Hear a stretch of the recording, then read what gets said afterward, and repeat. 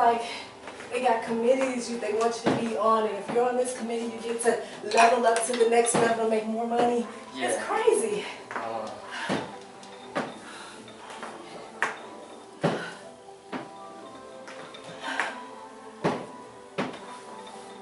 And then with this new Obamacare, the focus is so much on pleasing the patient that a lot of times patients take advantage of that and they're not getting the real care they need. Like in a rehab, you're there for rehab. We're not there to cater on you like maids, but because they know they can answer a survey and bring your ratings down, they're going to use that against you. Which sucks.